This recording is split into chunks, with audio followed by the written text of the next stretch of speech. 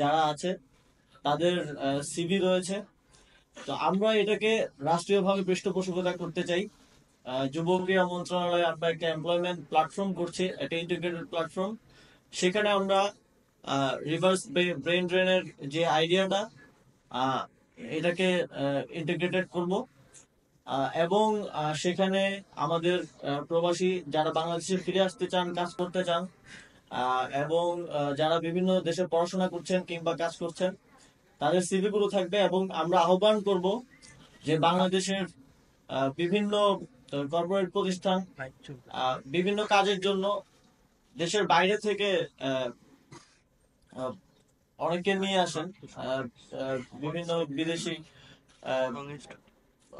এক্সপার্টদেরকে নিয়ে আসেন।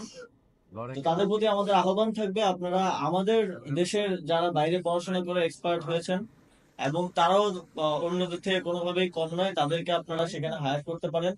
এবং সরকারি বিভিন্ন কার্যক্রমের ক্ষেত্রেও আমরা তাদেরকে হায়ার করার দিকটি বিশেষভাবে গুরুত্ব দিব।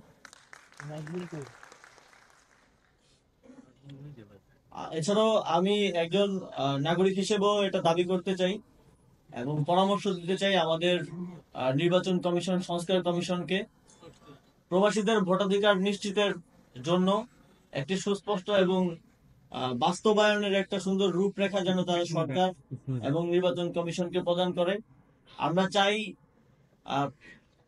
যারা দেশের অর্থনীতিতে এত গুরুত্বপূর্ণ অবদান রাখছেন, পরিবার পরিজন থেকে দূরে থেকে দেশের জন্য কাজ করে যাচ্ছেন, অক্লান্ত পরিশ্রম করে যাচ্ছেন, তারা যেন দেশ গঠনে, সরকার গঠনে সবচেয়ে গুরুত্বপূর্ণ মতামত দেওয়ার যে অধিকার, ভোটাধিকার, সেটা পান। এবং সেটা নিশ্চিত করার জন্য সরকার সর্বোচ্চ চেষ্টা করবে।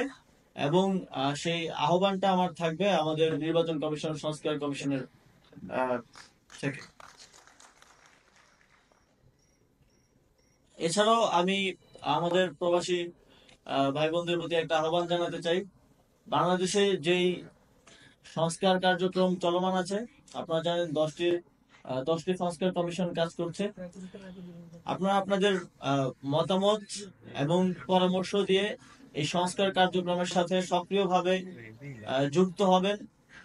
দেশের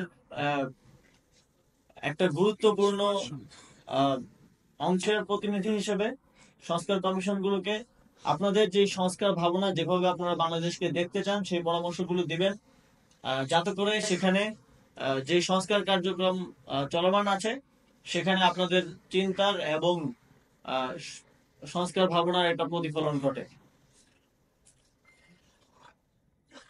অন্তর্বর্তীকালীন সংস্কার গঠনের পর থেকে প্রবাসী কল্যাণ ও বৈদেশিক কর্মসংস্থান মন্ত্রণালয়ের যে কার্যক্রম, প্রবাসী লাউঞ্জ এবং বিমানবন্দরে প্রবাসীদের হয়রানি বন্ধে যেই কার্যক্রম তারা গ্রহণ করেছেন, তা প্রশংসার দাবিদার। সেজন্য